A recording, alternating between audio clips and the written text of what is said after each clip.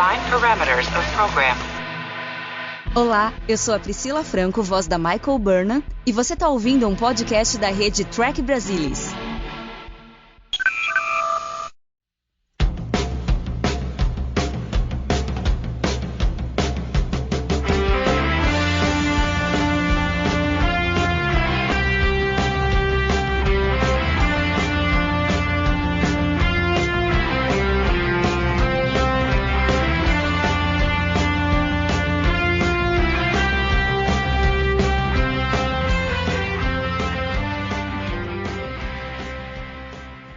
Olá, sejam bem-vindos ao Balde do Odo, o podcast da rede do Trek Brasilis para falar sobre a melhor série de Jornada nas Estrelas, Star Trek Deep Space Nine. E hoje nós vamos falar sobre o 11º episódio da terceira temporada, Past Tense, parte 1. Estão aqui hoje para falar comigo sobre esse episódio Luiz Castanheira. Boa noite, Luiz. Boa noite a todos, gente. Bom estar aqui. E hoje temos uma participação mais do que especial, o nosso querido Juninho do Trek Brasilis, Murilo Fongrol. Oi, Mari. Oi, Castanha. Juninho esse apelido eu nunca tinha recebido. Mas muito feliz de estar aqui por uma série de motivos. Primeiro que eu sou um ouvinte e fã assíduo do Balde do Odo. Tô sempre curtindo o balde, então muito legal estar aqui pela primeira vez. Segundo, que eu vou ter que ser obrigado a concordar com o começo do episódio, dizendo que é a melhor série de Star Trek, de Space Nine, e é rara a oportunidade que eu tenho no TB de falar de Deep, porque o meu podcast, um é de Star Wars, outro é da série clássica. Então é raras as oportunidades que eu tenho pra falar de Deep. Então cada oportunidade é muito boa. E também que eu sou muito fã do Castanha e da Mari. Então é mais um motivo pra eu estar muito feliz de estar aqui no Balde do Odo. Muito bem. E aí hoje, o episódio de hoje, né? A gente vem numa sequência aí de alguns episódios bem mais ou menos. Mas agora, felizmente, hoje temos um episódio muito bom pra conversar. E ainda é a primeira parte. Depois, daqui 15 dias, a gente vai ter a segunda parte. Os créditos do episódio já começam extremamente bem, né? Porque a história do Ira Steffenberg e do Robert Hewitt Wolfe e o roteiro do Robert Hewitt Wolfe. Aí depois ele ainda foi dirigido pelo Reza Badi. Diz aí, vamos começar então com o nosso convidado especial, Murilo. Você não deve fazer muito tempo que você assistiu esse episódio pela primeira vez. Quando você começou a assistir, assim, Deep Space Nine, você já tinha lido sobre os episódios, tal? Ou foi sendo, assim, tudo, tipo, meio que novidade e você foi se surpreendendo com o que ia acontecendo, né? Por exemplo, nesse daqui, você já sabia toda a história? Ou quando você viu, foi tudo, assim, novidade pra você? Não, foi tudo novidade. Eu devo ter assistido esse episódio a primeira vez. Foi quando eu vi DS9 a primeira vez. Eu vi tudo em ordem. Vai fazer o quê? Eu sou ruim de matemática. Uns 7 anos que eu vi a primeira vez. E eu gostei muito. Eu lembro que eu tinha uma coisa assim. Assisti primeiro a série clássica, depois TNG, depois fui assistir DS9. Eu tinha uma ideia de puta que ali é um episódio duplo. Então vem coisa legal. Apesar de TNG de ter uns duplos assim, vou te falar também. Mas eu tinha essa impressão que vem duplo. Então, alguma coisa pelo menos diferente vai vir nesses episódios. E Past Tense é um grande episódio. E desde a primeira vez que eu vi, me impactou por uma série de sentidos, assim. Eu não vou dizer que ele é presciente, mas ele conversa muito, inclusive, com a Califórnia dos anos 90 ali, onde estava produzindo a série, o período que estava produzindo a série, que a Califórnia é um lugar com muito mendigo, né, com muito morador de rua, e que esses problemas sociais já eram muito presentes nos Estados Unidos naquela época. E, lamentavelmente e assustadoramente, é muito presente até hoje nos Estados Unidos essa situação social. Mas é um episódio que funciona muito bem por expor muito essa situação. Porque Star Trek, ela sempre pega o monstro da semana, a unidade gasosa que representa o movimento, entendeu? Eles sempre camuflam de uma série de coisas para passar a mensagem que eles querem passar. Aqui não. Aqui é super mostrado em tela, assim, a mensagem. Então ele é um episódio super expositivo nesse sentido. Ele tem alguns problemas inclusive graves, mas é um episódio que no fim das contas, e nós vamos discutir esses problemas, óbvio, no decorrer do episódio, mas é um episódio que no fim das contas ele funciona muito bem. Ele aborda um tema interessante, a atuação funciona, a direção funciona, é um episódio super redondo e com um tema também é muito sensível e é exemplo de Nêmesis, né? É tema atual. Você deu uma boa resumida aí com relação ao tema do episódio. Eu acho que realmente ele é extremamente atual. E aí a gente pega que esse episódio é de 1995 e ele se passa, o Sisko, o Bashir e a Dax voltam no tempo para 2024. Então eles lançaram 29 anos no futuro, imaginando ali como que a Terra estaria naquele momento, teriam ali mais quase 40 anos para o primeiro contato. Então, quer dizer, como que a Terra, que eles imaginavam de 95, chegou até a Federação ali em 100 anos, digamos assim. Então, é interessante que na época eles projetaram 30 anos no futuro, e aí a gente chega agora e encontra ainda a mesma situação que eles projetaram da época que eles projetaram para frente. E é interessante que toda ali a equipe de roteiristas, eles sempre tiveram essa inspiração do que estava acontecendo, principalmente ali em Los Angeles, tudo, e colocavam nos episódios de Deep Space Nine. E esse daqui não é uma exceção. Aliás, é um que fala explicitamente dessas coisas. Castanha, como que você viu essa questão? Porque, como o Murilo falou, assim, Jornada nas Estrelas sempre tratou de questões sociais, mas era sempre meio assim, como você mesmo falou no GDE, que você escreve lá, em geral é tudo meio contado através de alegoria, aí utiliza alienígena, né? A gente vê aqui os bajorianos e os cardassianos, então tem aquela coisa dos nazistas com os judeus, né? Ele não fala explicitamente isso, mas a história é contada e você percebe que tem esse paralelo. Aqui não, aqui os caras descem ali em São Francisco e tem aquele santuário. Mais direto do que isso não poderia ser. Eles fazem um alerta, eles pensam daqui a 30 anos, como é que será o nosso mundo daqui a 30 anos? Eles pensam nesse futuro e literalmente descem nesse futuro, utilizando o esquema ali de viagem no tempo, para oferecer um alerta, um conto cautelar.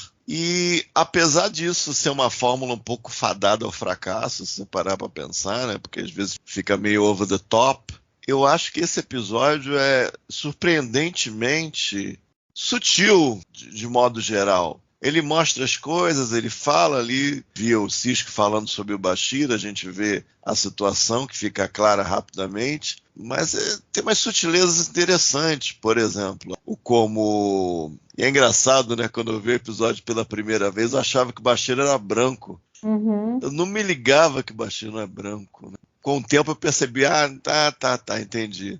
Mas esta é a primeira vez que eu vi, eu falei, não, mas o Bashir é branco. Não, não é não. Então você vê os dois, digamos, de pele escura, vão ali pro santuário, e a Jadzia vai lá com aqueles yuppies, como é que a gente vai chamar? Em determinado momento, dá até um ar aquela uma esquerda meio distante, assim, do povo, meio distante da luta de classe, né? De vez em quando chama de esquerda caviar. Eu olho para aquele pessoal que ele tá orbitando a Jadzia, inclusive o cara tem uma cara meio David Bowie, eu penso nisso. Ou seja, eles foram pro santuário e ela foi achada nas mesmas condições e de alguma maneira ela conseguiu ir encontrar um milionário ou bilionário, nem sei, e na boa enrolou o cara, arrumou um cartão, forjou alguma identidade ali e a vida que segue. E no que é apresentado, eu acho surpreendentemente pouco panfletário, assim, são ditas as coisas, são feitos os comentários, as coisas são apresentadas, mas nada dali me incomoda, assim,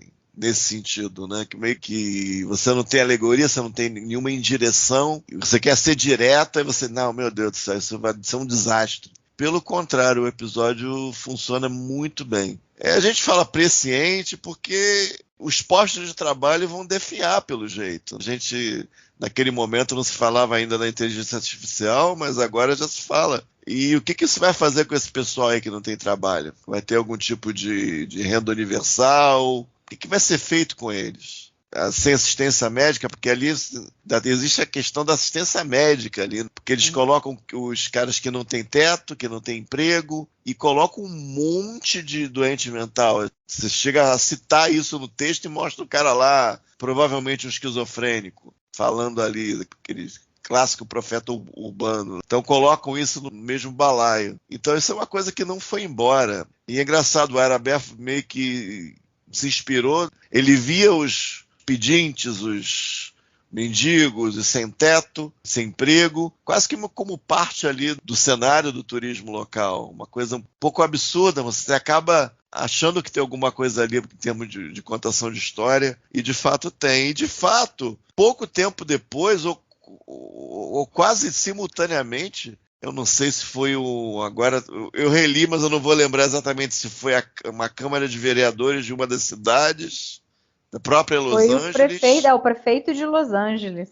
Estabelecer alguma coisa parecida com os santuários ali. Na manchete, eles estavam ou escrevendo ou já produzindo o episódio. Então eles estavam muito sintonizados naquilo ali. E é um problema, como eu disse, antes de ser presciente, é um negócio que não foi embora ainda. E é uma coisa que vai ter que ser lidada de alguma maneira. E é uma coisa muito assustadora se parar para pensar. A falência previdenciária de diversos países, menos empregos, cada vez menos postos de empregos, o papel que essas inteligências artificiais vão ter, é uma coisa que não vai embora e talvez seja até mais apocalíptico do que aquilo ali. Então é meritoso e, por incrível que pareça, não é tão mão pesada como a gente poderia esperar em primeiro momento. Eu acho bem legal mesmo o episódio. Depois desse tempo todo, ainda acho muito legal.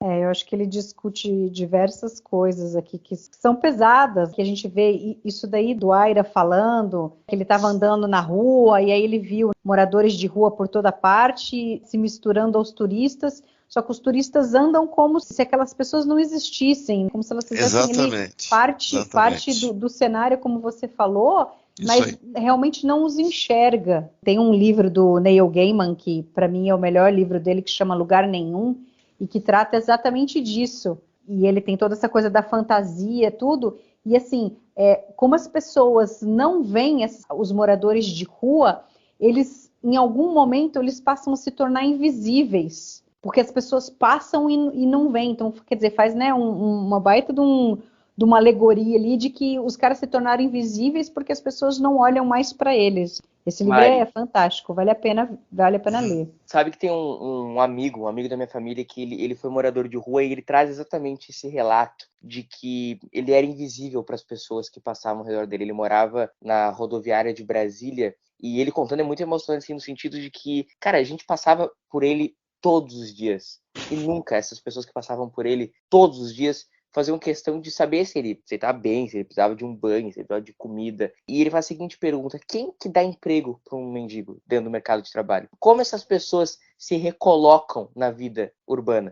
As pessoas não se recolocam porque ninguém dá visibilidade para os invisíveis. E eu acho que esse episódio toca nessa ferida, que era uma coisa de Los Angeles, anos 90, mas que é do mundo inteiro hoje. Entendeu? É um problema que não sara no mundo. E eu acho que, como o Castanha muito bem falou, é um problema que só tende a piorar na situação que a gente está do mundo. A gente vê todos os países precisando de dinheiro, a gente vê todos os países, como o Castanha falou, com problemas previdenciários, com muito mais gente velha que gente nascida. Então, assim, é um pepinaço que o mundo já enfrentava e vai enfrentar cada vez pior. Espero que a gente não acabe com santuários, mas se não entra no mundo de Star Trek acabou, é porque tem gente que acha razoável fazer isso. E no nosso mundo tem gente que acha muito razoável fazer um monte de coisa. Por que determinados políticos se elegem? Porque as pessoas acham aquele cara razoável. E tem gente achando razoável muita loucura. Então esse episódio fica parecendo cada vez mais uma coisa factível e menos uma loucura de sci-fi, entendeu? Porque aqui eles querem demonstrar exatamente o que acontece aqui. O próprio Sisko fala, os problemas sociais ficaram tão grandes para resolver que eles não conseguem resolver tudo. The social problems they face seem too enormous to deal with. That only makes things worse. Causing people to suffer because you hate them is terrible. But causing people to suffer because you have forgotten how to care, that's really hard to understand. They'll remember. It will take some time and it won't be easy. But eventually people in this century will remember how to care. E aí é meio que eles estão assim, jogando por baixo do tapete. Vamos colocar essas pessoas aqui vamos tirá-las ali da vista, porque não é uma coisa bonita de se ver gente morando na rua. Aí a gente deixa eles se virarem lá dentro para tentar achar um lugar para viver, a gente dá uma comida para eles, só que os problemas ali dentro são grandes demais para poder se resolver, né? Eles simplesmente jogaram a poeira para debaixo do tapete, mas não adiantou nada, porque daí você só criou problemas. Claro que daí isso acaba sendo o estopim da rebelião e tudo mais, e que daí faz com que as coisas se encaminhem aqui em Deep Space Nine, ou no universo de jornada, melhor dizendo, se encaminhem para uma solução melhor, porque as pessoas começam a enxergar as coisas de uma maneira diferente, né? Agora, a questão dos esquizofrênicos, do pessoal com distúrbio mental, também é uma coisa muito forte, que mostra nesse episódio, embora seja falado muito pouco, né? One of the main complaints against the sanctuary districts was overcrowding. It got to the point where they didn't care how many people were in here. They just wanted to keep them out of sight. And once they were out of sight, what then? I mean, look at this man. There's no need for him to live like that. With the right medication, he could lead a full and normal life. Maybe in our time. Not just in our time. There are any number of effective treatments for schizophrenia, even in this day and age. They could cure that man now, today, if they gave a damn. It's not that they don't give a damn. They've just given up. Eu gosto da conversa do Bashir e do Sisko, né? Eles vão andando e aí eles vão falando sobre isso, e é legal quando o Bashir fala, pô, mas agora essas pessoas não estão mais à vista, e agora, né? Tipo, esse homem aqui, ele, com um pouquinho de medicação, ele poderia ter uma vida normal. O Sisko quer falar, não, mas você não pode comparar com o nosso tempo. E aí o Bashir fala, não, nessa época tinha como se tratar. É uma questão de querer, das pessoas se importarem e fazerem alguma coisa. E a gente vê que é isso mesmo. É muito atual. Então, fica até uma coisa, às vezes, meio pesada quando você pensa que os caras escreveram isso 30 anos atrás, porque eles viam isso há 30 anos atrás, e agora a gente passou 30 anos e a gente continua com as mesmas questões. Agora, eu gosto também, assim, principalmente do Bashir e do Sisko, colocam os dois, assim, numa posição. O Sisko é o cara que é o estudioso da história e que sabia do que estava acontecendo nessa época. O Bashir é o cara que não queria saber, porque é o cara idealista, é o cara que abraça tudo o que a federação representa e não consegue enxergar como que as pessoas conseguiriam viver nos tempos passados. Ele até é uma coisa meio ingênua, assim, e eu gosto dessa interação dos dois, como o Sisko vai ali conversando com o Bashir, explicando o que está acontecendo, e o Bashir incrédulo, ele não consegue, na cabeça dele, como que isso pode acontecer. E acho que junta um pouco pelo fato dele ser médico, a dificuldade que ele tem de não ajudar uma pessoa, mesmo que eles não pudessem fazer nada no primeiro momento para não mudar a linha temporal. Eu acho que o par deles é interessante, né? Primeira vez que eles são emparelhados assim de verdade, eu acho que eles trabalham muito bem juntos. O que é interessante, nesse cenário, eles estão muito mais relaxados do que as personas normalmente vestidas enquanto Ben Sisko, enquanto Julian Bashir, parecem pessoas comuns. Aí quando eles retiram os uniformes, então, ficam com aquelas roupas ali, o negócio fica mais óbvio ainda, mas já estava assim. E eu acho que se beneficia muito o episódio. E também a fotografia, é claro que se fosse talvez uma produção para cinema, né, com mais orçamento, poderia ser trabalhado tanto o desbotamento das cenas do Sisko e do Bashir no santuário, quanto talvez alguma coisa diferente, mais dourada, não sei. A gente poderia pensar aqui para as cenas da Jadzia, acaba ficando parecido, uma coisa desbotada. Mas esse desbotamento para as cenas do santuário também agrada bastante, esse relaxamento deles naquele ambiente entre si. Eu achei muito legal, e é um emparelhamento que a gente não havia visto ainda, nesse contexto com tanto potencial. E é uma coisa muito boa do episódio, né? Retirar química mesmo, essa interação deles de maneira surpreendente, foi um ponto alto aqui do episódio. Porque felizmente eles não colocaram o Bashir como o alívio cômico, como muitas vezes aconteceram no começo da série, né? Sério, ele tá muito sério, muito... É aquele sério que não é forçado, porque é o sério devido às circunstâncias que o circundam.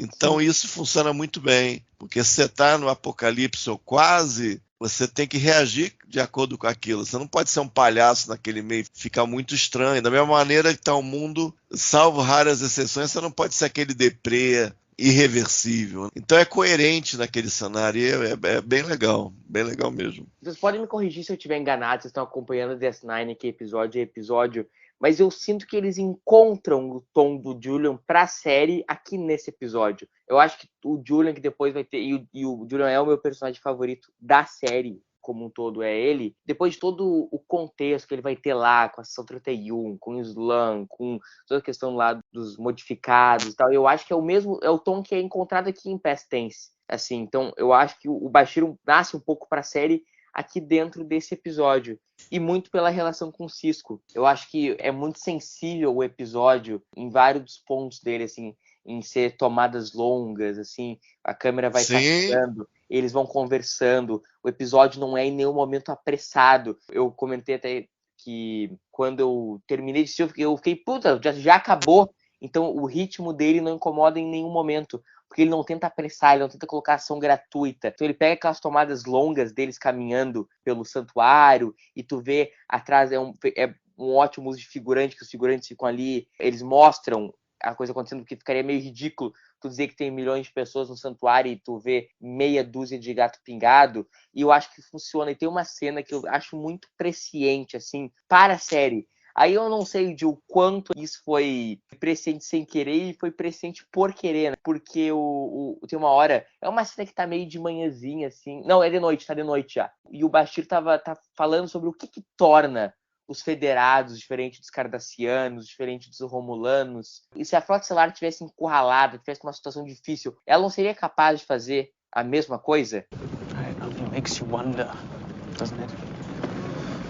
Are humans really any different than Cardassians or Romulans?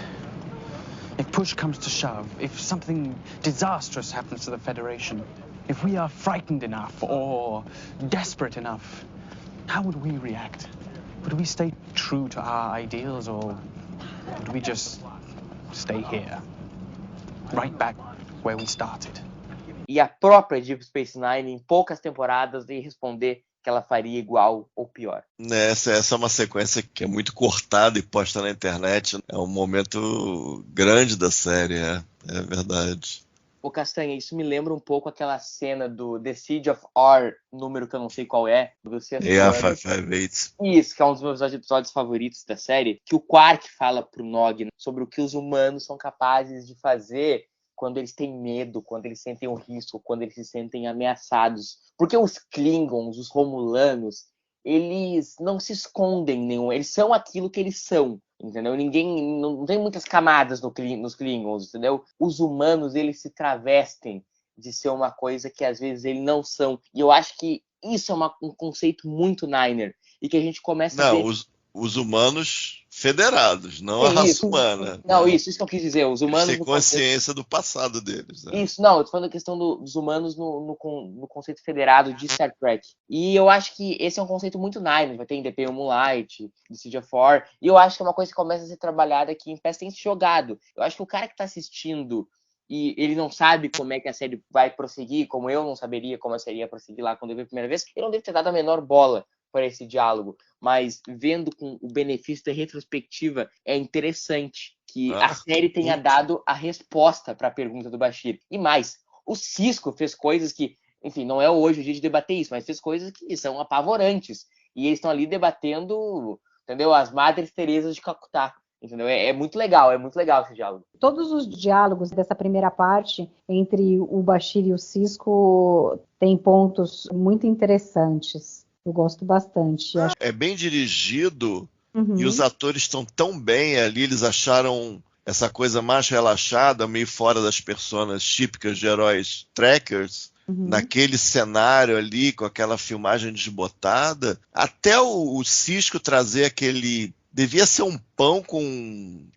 Acho que era um mingau amarelo. Era omelete. Omelete. Tem um valor artístico claro ali, entendeu? Aquele pão, aquela omelete, é muito bacana de ver. Você chega num determinado balanço, um determinado lugar, que você vai apresentando as coisas, é só vitória, entendeu? É muito legal mesmo. Agora eu vou ter que dizer de novo que para mim, eu não vou lembrar quando eu assisti, porque minha memória é péssima, né? Eventualmente uma outra coisa eu lembro.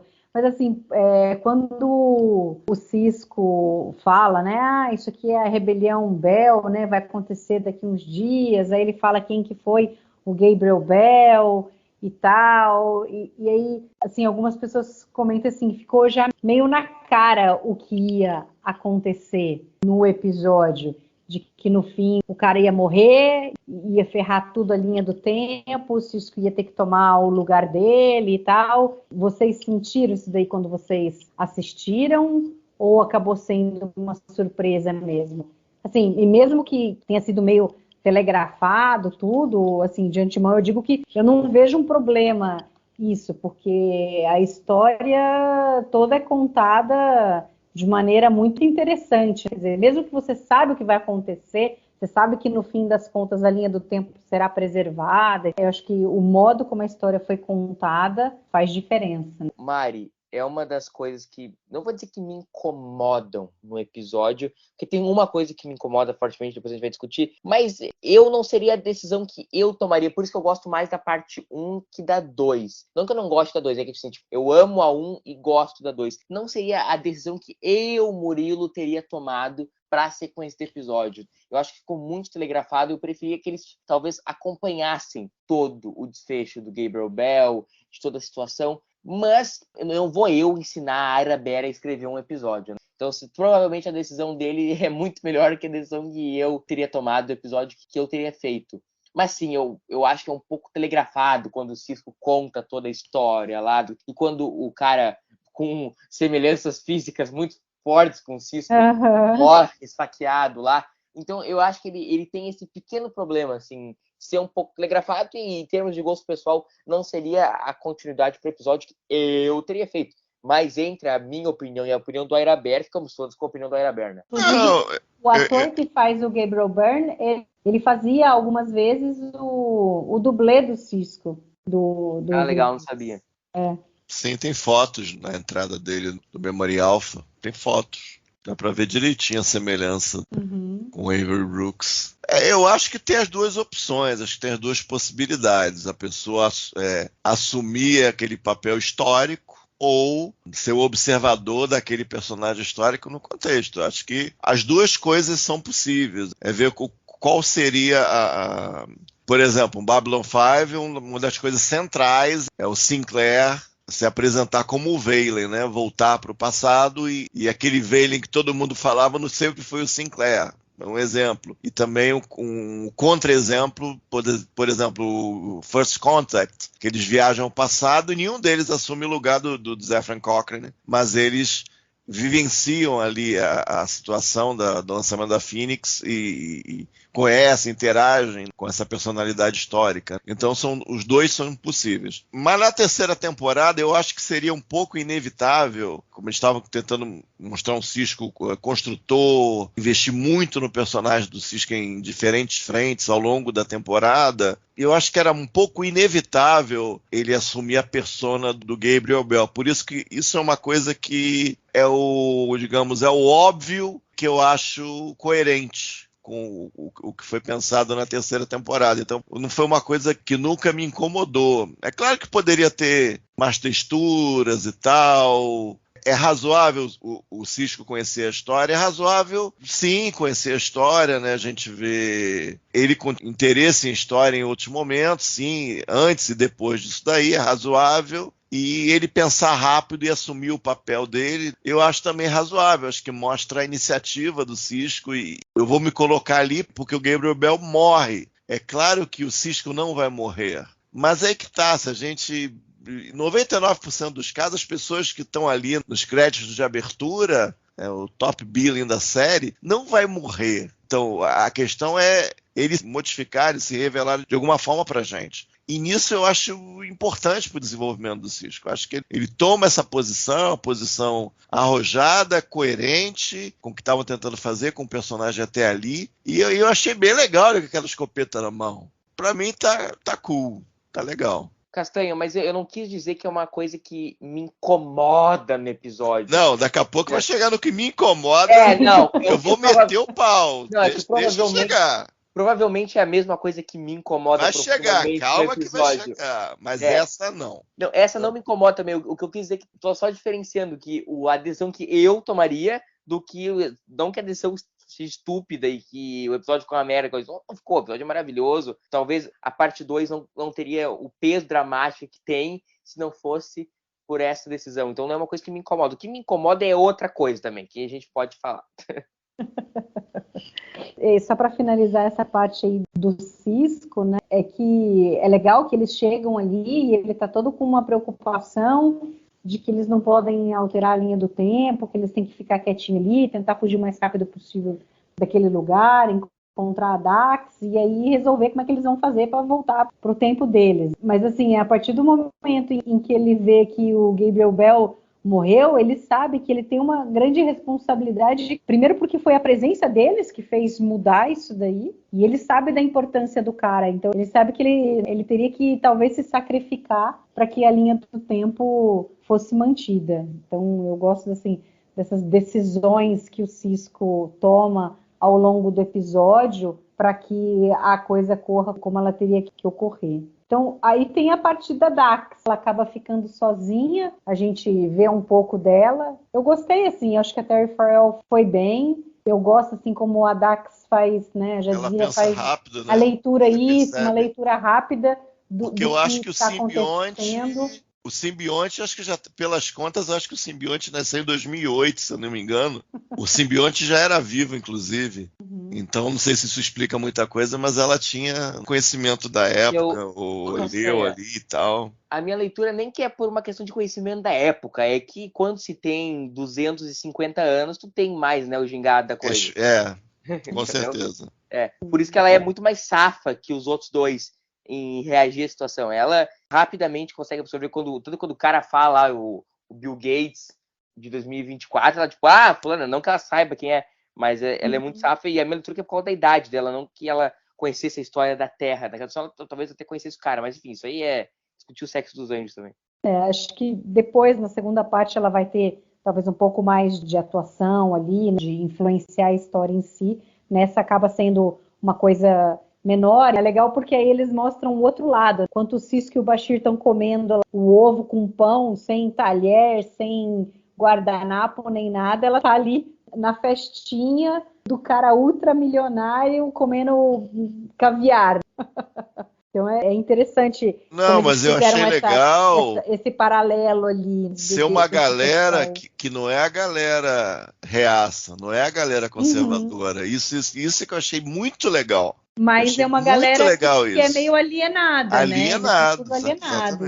Exatamente. A Dax precisava de um bom uso dela, que assim, eu adoro a Dax, adoro a Terry, mas os caras até aqui crucificavam ela, né, cara? Os caras davam Meridian pra ela fazer. Então ela precisava de um episódio melhorzinho para ela aparecer. E concordando muito com o que vocês estão falando sobre a questão ali dos alienados, não sei se vocês viram a cena que me veio na hora. Não sei se vocês viram a série, o Kenobi de Star Wars, que tem uma cena muito parecida, que é uma galera falando, tipo, lá numa cena em Alderaan e tal, eles ficam falando de que, veja bem, mas é uma ditadura, mas a economia tá voando e tal, não sei o quê. Que é uma alienação completa, e a gente vê aqui nesse episódio que os caras... Foi Kenobi ou Endor? Não, Kenobi. Essa cena é em Kenobi, isso. É que eu lembro da cena, tô em dúvida com a série. Não, é Kenobi, porque a gente resenhou no resenha, então eu lembro. Sim. Mas essa cena me lembrou muito, porque é uma alienação. Naquela situação era uma galera mais reaça. Aqui é uma galera, como o Castanha brilhantemente definiu, uma esquerda mais caviar, que eu acho que também é muito presente dessa galera hoje, que é discursa, mas não vive aquilo, não tá com a galera que tá sofrendo, não faz nada de realmente relevante pela galera que tá sofrendo. Fica comendo caviar enquanto dá uma palestra sobre os problemas daquelas pessoas. Mas ajudar, pegar junto, não pega. Então, é mais uma questão presciente do episódio e é mais Não, uma... e é falado na coisa dos santuários. O cara descreve os santuários, aí a Dax chega, ué, mas é pra ajudar, por que tem uma cerca em volta? O cara fica caladão, né? Ou seja, o cara não tem a menor ideia do que tá rolando. Por isso que eu acho que eu não vejo eles muito assim como uma esquerda, não. Talvez não sejam ultra-reacionários, mas eu acho que eles pendem muito mais assim para uma coisa mais fútil, entendeu? Os caras não estão muito ligando para o que está acontecendo no mundo, desde que eles estejam podendo gastar o dinheiro deles em segurança e fazer as coisas em segurança. Então, acho que é uma galera bem alienada ali e alheia ao que acontece no mundo. Talvez o Brenner não seja tanto assim e tal, mais para frente a gente vai ver o que no fim ele vai fazer. Então você vê que ele não era, mas aqueles dois ali que estão conversando são ultra, eu queria viajar não sei para onde, mas aí estava acontecendo os negócios, poxa, mas aí, né, não vou poder ir passear para não sei aonde, então é meio assim, mas é o que acontece hoje. Joga o problema por debaixo do tapete e você finge que não tem problema. Você finge que você não passa em qualquer semáforo e tem gente pedindo dinheiro, o cara com a plaquinha dizendo, me dá um dinheiro para eu poder alimentar meus filhos, estou sem emprego. Todo semáforo é isso. Sim, sim. Ele joga alguns nomes, algumas coisas que não dá para ter uma real ideia do mundo.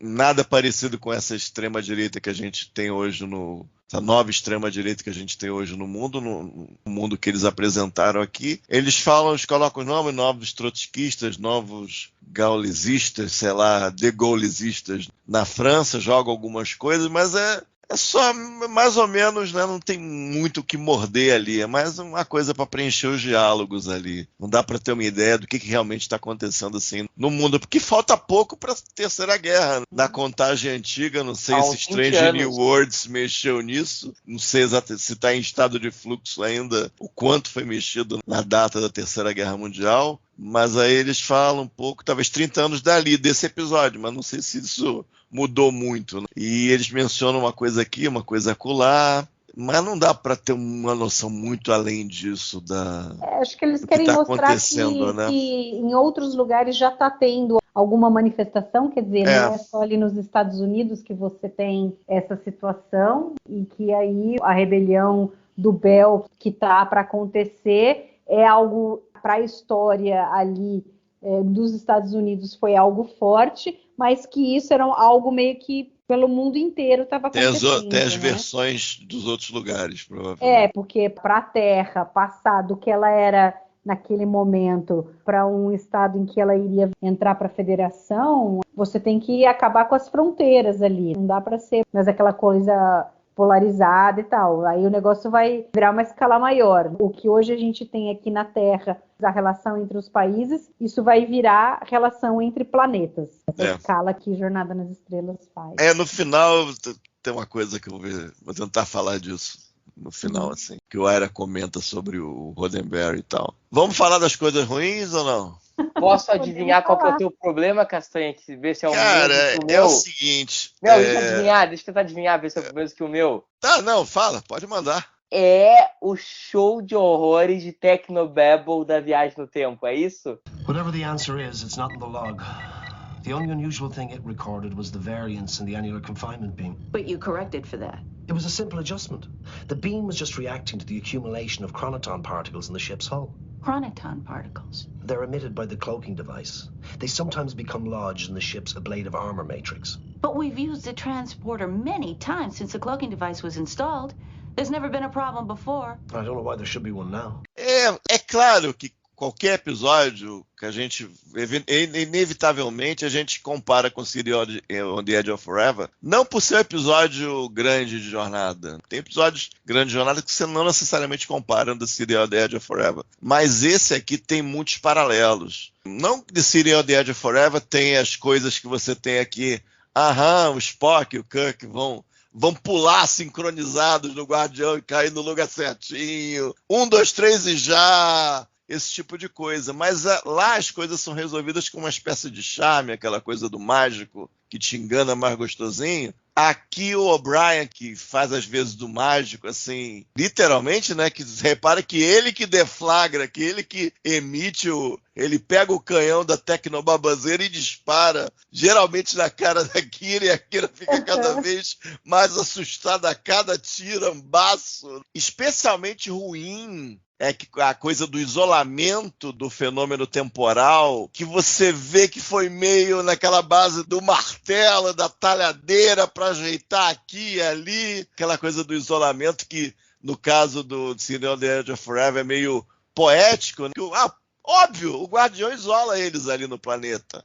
Por isso que eles continuam ali. Ali você tem que falar a Tecnobabazeira passo a passo, para explicar a parada toda. E isso é muito chato. Isso é muito chato. I think I know what happened to Commander Sisko and the others. The temporal surge we detected was caused by an explosion in a microscopic singularity passing through this solar system.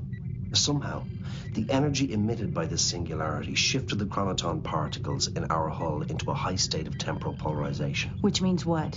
Which means the transporter beam was redirected as it passed through the polarized particles. Redirected where? Not where, when. The beam was redirected through time, not space. They arrived in San Francisco just like they were supposed to. But not when they were supposed to. Além do transporte, começa um negócio que eu já não gosto, que é o transporte. Aí vem esse canhão de Tecnobabazeira. É complicado. É complicado. E não faz o menor sentido a explicação. E a explicação é tortuosa. É o troço Você vê que é aquela coisa que vai tentando encaixar, que precisa daquilo para o roteiro funcionar, digamos. E você vê que é um negócio mais esquisito do que o outro, que os Cronitons acumulam na armadura ablativa da Defiant. Aí aparece uma microsingularidade que explode exatamente no momento do transporte. Aí pega aquele fluxo de transporte, manda putz grila, gente. Se você fizer um diagrama disso aí, você fica puto, cara. Juro. E é um troço que eu acho que é até endereçado quão bizarro é. Porque a Kira fala pro Brian, tá? Por que cargas d'água hoje aconteceu isso? Nós estamos com o dispositivo de camuflagem há um monte de tempo e hoje deu problema. E o O'Brien responde, quase Deus quis, entendeu? Porque não faz um pingo de sentido. E é um conceito de deu merda no transporte, que tá em segundo colocado no campeonato de clichês de Star Trek, só perdendo pro deu merda no holodeck, que, é usado a esmo, entendeu? A gente tem, cara, e até hoje, assim, vai pegar esse cara. O problema, eu acho que o problema maior é o segundo estágio que eu não lembrava os detalhes. Eu sabia que o negócio era áspero, mas eu não lembrava dos detalhes. Quando você coloca o segundo estágio da tal da microsingularidade, aí você fica assim, sério isso? Não só eles tinham que explicar o que tinha acontecido com eles, então é toda a explicação que eles voltaram no tempo, mas aí vem a parte de que ele tem que, de alguma forma, trazê-los de volta. Deixa eu chegar lá, Vanessa. Né? Aí eles têm a outra Tecnobabazeira desse negócio aí, que criou não sei o que, blá, blá, blá, e aí eles também não são afetados. A Terra foi lá afetada, assim que o Bel morre. Essa parte é terrível. Essa parte é terrível. E como é que você vê que é muito artificial. Artificial. E como é que o O'Brien descobriu as 12 possibilidades? Cara, é Deus. Ainda tem isso no final, né? 12 possibilidades. Aí a sugestão brilhante da Kira, jogos da Ásia aí, no que der nós vamos. Porra, velho, não tem um pingo de sentido. E aí, por algum motivo, porque a repimboca da parafuseta da Defiant está invertida pro lado esquerdo do astro Sol, a Defiant não foi afetada. E aí eles estão lá felizes e contentes. Dá pra fazer melhor, é medonho. Nisso tem um episódio de nisso ele faz tem muito charme, né, no Cine on the Edge of Forever. Tem essas coisas doidas de você sincronizar a puladinha no negócio, mas ele consegue te vender sem a Tecnobabazeira de uma maneira até interessante. Meio que tem a ver com alguma coisa que você pode pensar como um destino, pode pensar com outra coisa. Aqui não, aqui você vê que o negócio é artificial mesmo. E o resgate, eu temo que eu ainda não revi a segunda parte. Eu temo que o resgate seja pior ainda. É tem complicado. aquelas coisas engraçadinhas. Nisso tem um episódio de Stargate que resolveu muito bem essa questão da viagem no tempo, né, que é o 1969. Porque daí eles têm que conseguir voltar para o presente deles, então eles é que têm que se resolver ali. E aí eu não sei, acho que eles não conseguiram pensar numa coisa de como que, né, o que a Dax poderia fazer para fazer com que eles conseguissem retornar ao tempo atual deles. Talvez eu acho que o episódio ganharia sem as cenas do Defiant, inclusive, né? Fosse mais parecido com o Cillian e Age of Forever. Mas aí eles não tiveram a ideia para... Porque não tem transporte em 2024. Sim, exatamente. Então, como é que faria para voltar? Por exemplo, no Trials and Tribulations tem o Orb. Aí o Orb é uma beleza. Você vai... Você volta suave, depois tem os caras lá que vão reclamar pra caramba, mas você vai e volta numa boa, é limpinho. Aí você usa o transporte, e o transporte é muito terrível, gente, é muito ruim. Mas eu acho ruim demais. Trek, tradicionalmente, Mari, resolve mal essas questões de viagem no tempo, apesar de eu ser um fã incondicional de filmes e episódios de viagem no tempo fora de Star Trek. Star Trek resolve mal. Pega um filme que é maravilhoso, eu acho, pelo menos Star Trek 4. Uma volta no sol, velho, entendeu? Os Spock fez de cabeça os cálculos. Sempre, assim, é umas coisas assim, meio tipo, isso é psicológico, isso aí ninguém vai notar. Cara, mas é menos artificial do que eles fizeram aqui. Que aqui você vê pessoal com martelo e a talhadeira para ajeitar os bloquinhos das palavras para ter o efeito desejado, entendeu? É uma coisa Voyager. O mais estúpido que seja, se queira chamar assim, o mais estúpido que seja, sei lá, a viagem, o ricochete lá, o rebote em torno do Sol, você acaba te engana melhor que isso aqui do O'Brien. O O'Brien fica com aquela função de disparar para cá e para lá o negócio do disparar a tecnobaboseira e é complicado mesmo, né? É uma coisa bem Voyager, assim, tipo, vamos inverter a polaridade que resolve. É bem ruim, cara. E, infelizmente eles não tiveram nenhum... Eles não conseguiram muito longo, né? Muito longa, uma explicação um arcabouço para contar essa história, porque você repara que a maneira que eles vão... Porque eles irão e eles voltarão. Isso já é decidido, a priori. Você precisava do mecanismo para eles irem e para eles voltarem.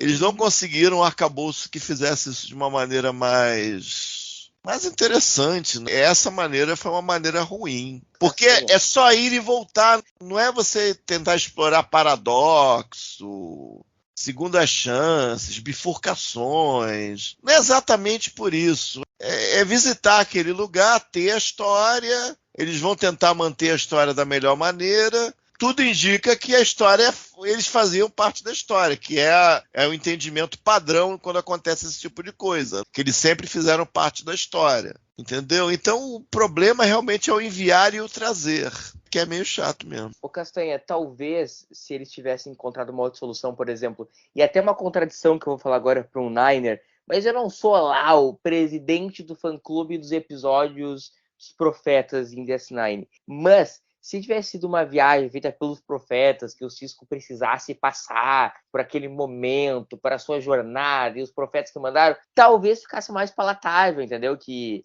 os neutrinos verdes do lado esquerdo da Defiant que colidiram com a repiboca da parafuseta dos astros lunares, entendeu? Viagem no tempo, você sempre vai pensar em DS9 em usar os Profetas. Mas usando ou não, o que eles fizeram foi ruim. Então, meio que podia ter sido melhor, bem melhor. Realmente funcionariam mais para frente, talvez, porque até agora, né, eles e nesse momento não seria legal, não seria legal. Não seria legal, porque o Sisko ainda vai evoluir nesse papel dos Profetas, entendeu? Para eles mandarem uma visão. Nesse momento, isso soaria muito falso. Muito mais fácil do que ele assumir ali o papel do Gabriel Bell com a escopeta na mão. Porque poderia ser uma coisa assim, foi um acidente mesmo do teletransporte, de toda a situação lá, blá, blá, blá, eles voltaram para o passado, ninguém consegue descobrir como fazê-los para trazê-los de volta. Aí, de repente, os Profetas em algum momento poderiam interferir, então, porque eles precisavam do Sisko naquele tempo, certo? Para proteger Bajor e tal. Então, talvez ali fizesse sentido. Mas nesse momento Não, agora mas o ideal seria eles voltarem pelos próprios meios de alguma maneira. Mas usando o transporte é difícil mesmo.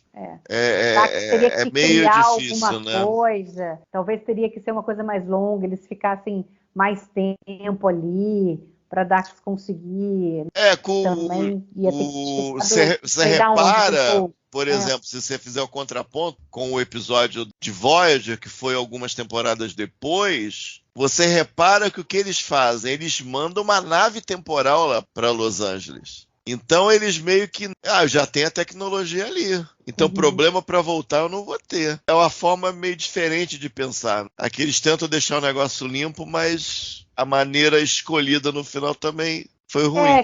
É que o foco era toda a história na Terra em 2024. E não ali o que estava acontecendo com a Defiant e querer explicar o que aconteceu com eles, onde eles foram parar e tudo mais. Então, aí no fim, acho que o foco foi tão grande ali para você criar uma história boa, desenvolver algo interessante em 2024. Daí, lá no século 24, eles não conseguiram o mesmo ritmo, a mesma qualidade de escrita. Mas tem momentos difíceis. Tem uma outra coisa bem esquisitinha, assim, é logo no início, o Quark aparecendo para falar com o Cisco. Eu gosto nada a ver, a cena do resíduo do Armin Shimmerman, eles faziam isso às vezes. Só para o Armin Shimmerman aparecer. Eu confesso, Mari, que eu gosto dessa cena do Quark, porque tem continuidade. Começo, isso, tá fazendo uma ligação com o dedinho radar, e depois, por outro ponto de vista... O Cisco pega o cetro, aquilo ali podia ser a cópia do cetro do Nagus. Então ele interagiu com o Nagus. É no começo do episódio, entendeu? Então não é algo que atrapalha necessariamente o episódio. 2, mostra muito quem é o Nagus, mostra muito quem é o Quark dentro da estrutura da DS9, e ele dialoga sutilmente com a conversa do episódio. Porque, tudo bem, o que eles fizeram, gostando ou não, é uma forma de corrupção. A Federação vai livrar o cara lá porque é sobrinho do Nagus. E eu não estou entrando no mérito, mas essas pequenas concessões que eles fazem, que depois vai surgir lá na conversa do Bashir com o Cisco, aqui foi uma pequena concessão feita. Serão feitas grandes concessões à moral quando se fizer necessário, quando a frota for encurralada. Então eu não acho uma cena assim, sabe, Mari, tão solta. Eu acho que ela dialoga com o episódio e é pequena, assim, não é gratuito. Então eu gosto da cena, mas tudo bem ser a voz isolada. Não é. Dá para defender nesses termos. E a segunda regra que ele cita eu acho legal. Acho que você não pode livrar um peixe da água. Ele pode estar falando do sobrinho do... É um nome engraçado também, né? Bolongo, um negócio assim, um nome engraçado do sobrinho do Nagus. Ele fala, mas lembre da regra tal, tal, tal. Você não pode salvar o peixe da água, um negócio assim. Pode estar falando do bandido que nunca vai se regenerar, pode estar falando de outra coisa. Dá para defender nesse sentido, mas aí que vem a outro problema, que é aquele problema que a gente sacaneia de tempos em tempos. O que acontece quando vai todo mundo na Defiant? Quem fica comandando a estação? É o Morn? É o Quark? Quem será? Pois é. Eu me perguntei como é que o Quark tem acesso aos troços subespacial de segurança. Mas isso eu sei.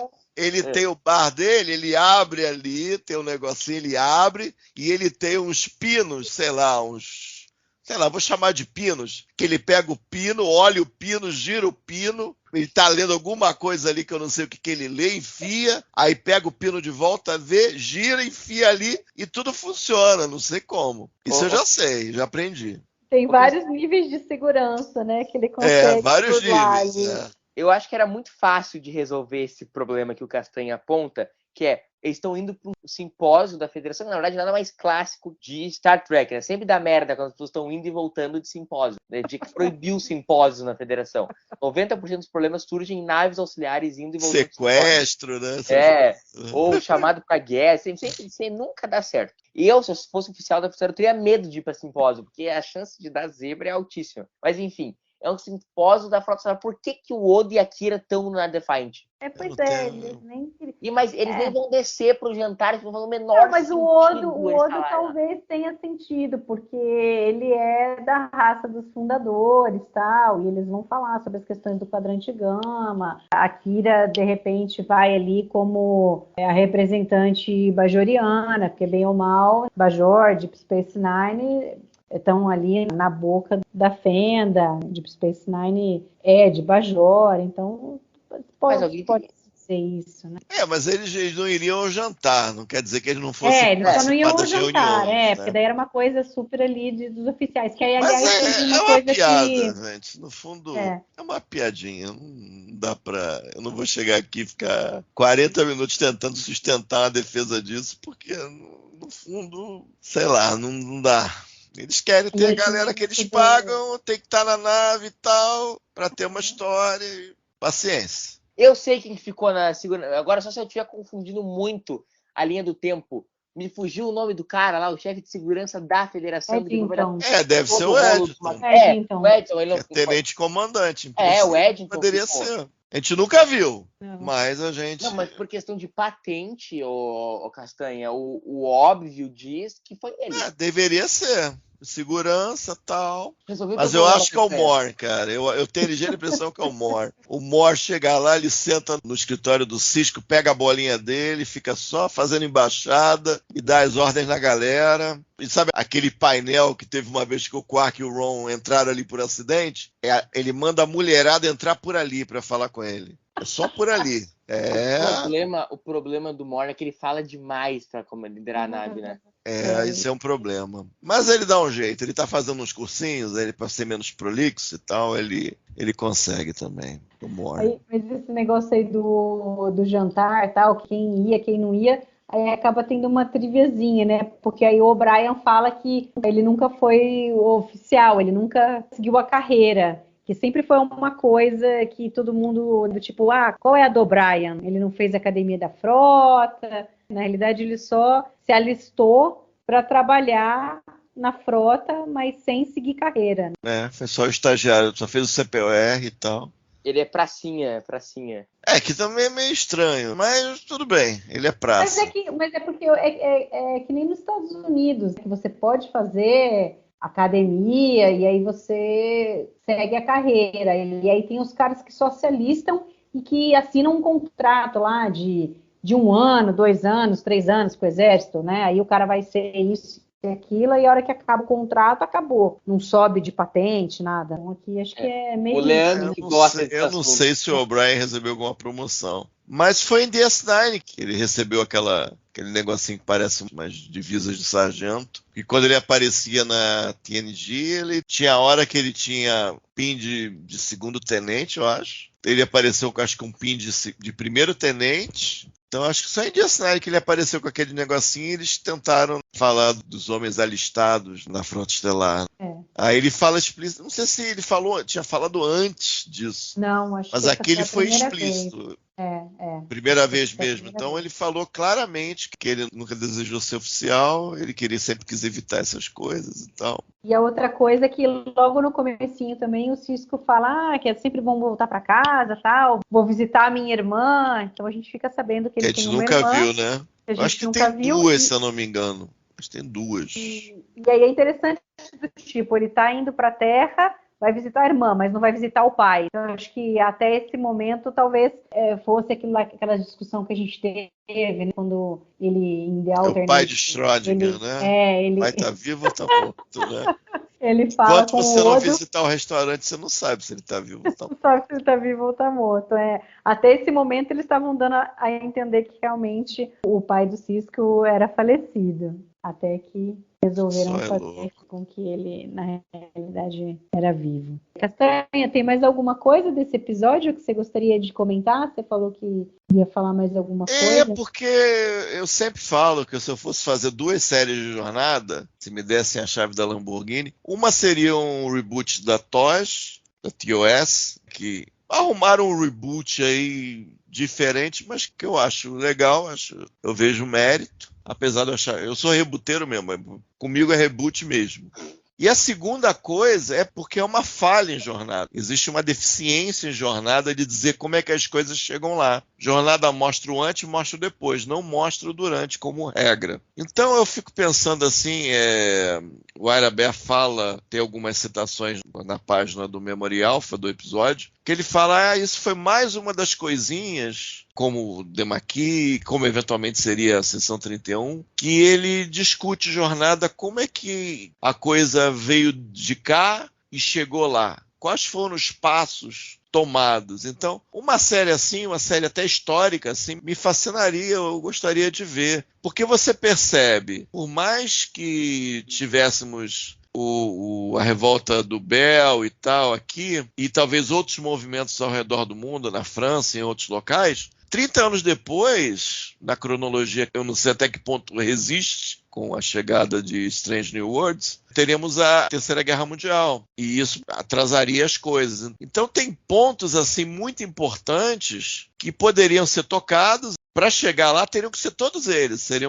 um conjunto de condições necessárias, mas nenhuma delas seria suficiente. Essas revoltas aqui não são suficientes. A coisa do encontro com os vulcanos também talvez não seja suficiente. Talvez alguma coisa que aconteceu entre esse momento e o começo da guerra também seria fundamental, necessária, mas não suficiente. E coisas que aconteceram talvez antes de Enterprise, que nós não vimos ainda, também seriam necessárias, mas individualmente não suficientes. Então, talvez ver isso tudo fosse uma jornada que eu gostaria de ver, enquanto eu estiver aqui nesse plano de existência. Porque eu acho que jornada falha nesse negócio. Falhar, tudo bem, aconteceram coisas extraordinárias para levar o nosso mundo para o mundo de Star Trek. Legal. Mas o que realmente aconteceu? Tentar escrever uma história mais coerente a partir do que se sabe e levar isso à frente. Então eu sou meio fascinado com essa ideia, e o Ira Behr disse nesses comentários que acredita nessas ideias também, de certa maneira. E eu achei muito legal isso. Ele dá essa...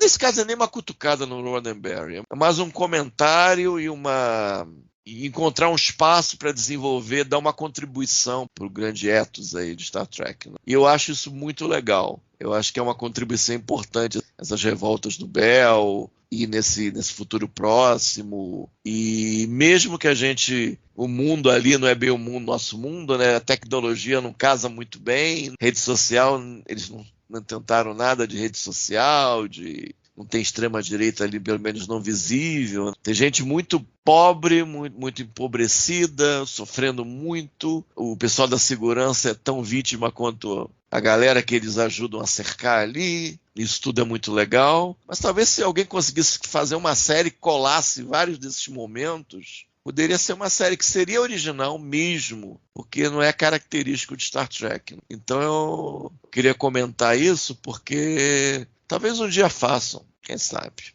É porque você vê que a Deep Space Nine não é sobre isso. Então eles não tinham como fazer o tempo inteiro. Então eles aqui deram uma contribuição para isso, né? Para aquela questão ali não, a gente sabe como é a federação, a gente sabe como está hoje, mas como é que chegou de um ponto ao outro? Então é legal que aqui eles tentaram dar um pouco dessa contribuição, colocando aí a rebelião Bell, tal, como algo importante para as pessoas começarem a se importar com o que está acontecendo no seu entorno e começar a mudar. É legal isso daí, mas seria interessante a gente ter mais coisas. Por exemplo, eu senti muito Enterprise ter terminado em um momento em quando ela poderia ser assim extremamente interessante, que seria a formação da federação, o começo ali, eles fizeram um setup interessante ali das relações, das ligações que o Archer fez com os andorianos, principalmente, com os vulcanos, e aí faltou ter essa parte. Eu sinto que foi uma pena, por exemplo, uma grande chance ali que eles desperdiçaram de fazer a continuação da série sobre isso. Infelizmente ela acabou sendo cancelada, tal. Mas é muito isso mesmo que você falou, Castanha. A gente sabe como que é hoje, mas como que chegou-se a esse ponto, né? E você, Murilo, tem mais alguma coisa que você queria comentar sobre o episódio ou sobre isso que o Castanha falou? Eu concordo muito com o Castanha. Eu acho que Star Trek é um produto com um terreno muito vasto para fazer uma porção de coisas que às vezes eu acho que falta coragem para fazer. A gente vê, e talvez quando esse episódio for ao ar esteja até anunciado, coisas como Star Trek Legacy, e a gente vê, tipo, cara, tanta coisa mais do mesmo, sabe? Com uma franquia com tanta coisa legal, tanta coisa bacana para explorar, e é uma pena que seja feito tanto mais do mesmo. Eu sinto que essa era uma série que eu gostaria de ver. Adoraria ver uma The West Wing Trek, assim, diria que é a coisa que eu mais gostaria de ver em Star Trek, uma série sobre a política federada, que certamente é muito rica. Então, enfim, Star Trek é um terreno muito vasto. E sobre o episódio, é um grandíssimo episódio, é um clássico de DS9. Não é perfeito, mas episódios perfeitos são raros, quase inexistentes. Então ele tem um defeito ou outro, mas mesmo assim as suas qualidades são muito superiores aos seus defeitos. É um episódio que, infelizmente, é muito atual ainda, quase 30 anos depois que a gente teve a sua primeira exibição. Espero, daqui a vários anos, eu possa estar vendo com os meus filhos Past Tense e dizendo que os temas que ele aborda são coisas do passado. Essa é a minha esperança, apesar de achar que a gente, infelizmente, não caminha para isso. Muito obrigado pelo convite. Imagina, agora a gente vai para a parte das notas. Castanha. É aquilo, quando a gente pensa nessa coisa da tecnobaboseira, principalmente ligada ao transporte, realmente é complicado a gente... É chato o negócio. Mas tem coisas no episódio que eu gosto realmente demais, e vendo hoje as partes na Terra, é claro que mais o Bashir e o Sisko do que a Jadzia, mas a Jadzia também tem coisas legais, como a gente apontou, são muito boas, bem dirigido, bem atuado, com ideias legais, ideias como o Murilo mostrou, que serviram de inspiração, de alguma antecipação para coisas que aconteceriam, que não são necessariamente relações diretas, mas assim, quase como uma coisa filosófica, né, da federação, o que poderia acontecer em situações extremas. Mencionaram os cardassianos, mencionaram os romulanos, isso tudo é muitíssimo interessante. Infelizmente a gente tem esse arcabouço de tecnobaboseira que não é muito feliz. Mas mesmo assim, para mim, é um clássico da série. Para mim, eu mantenho as 4 estrelas tradicionais para esse. E você, Murilo? Aqui, não sei se você sabe exatamente, mas a gente faz a graduação das estrelas igual no TB, de 0 a 4. Tô ligado. Eu vou colocar nota 3,5, porque 4, na minha ótica, seja episódios perfeitos. Então, The City on the Edge Forever, In the Pale Moonlight, Tempestry, Far Beyond the Stars, esses são 4, mas eu dou um 3,5. Vou dar uma métrica que não existe, 3,75. Porque ele é quase um 4 para mim. É um episódio, assim, fantástico, iluminado de DS9. Então, fico aí com 3,75. Eu também vou dar 3,5, porque eu acho que eles tinham que ter resolvido melhor essa questão da tecnobaboseira ali. Eu acho que ficou forçado demais e acaba, assim, não mancha o episódio como um todo, porque no fim a gente acaba prestando muito mais atenção e falando muito mais sobre a parte do Sisko, do Bashir, né, principalmente, e um pouco da Dax, mas eu acho que aí ele realmente não figura ali entre os episódios top de linha. Mas mesmo assim é um excelente episódio. Acho que ele faz muito por Jornada nas Estrelas, esse episódio. Muito bem. Castanha, muito obrigada pelo bate-papo. Valeu. Ainda daqui 15 dias a gente volta para falar a segunda parte. Murilo, brigadão pela sua participação. Foi muito bom ter você aqui com a gente. Obrigado, Mari. Obrigado, Castanha, pelo convite. Sou fã de você, sou fã do DS9, sou fã do podcast. Muito feliz de estar comentando aqui esse episódio que, pelo menos para mim, é sensacional. Valeu. E aí você estará aqui com a gente para comentar a segunda parte, obviamente. Eu sou um sortudo. Né? Você escolheu bem. E gostaria de agradecer você que ficou nos escutando até agora.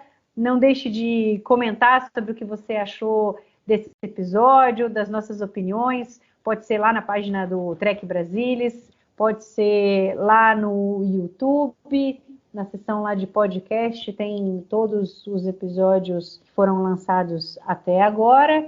E daqui 15 dias estaremos de volta para falar sobre a segunda parte de Past Tense. Valeu, pessoal!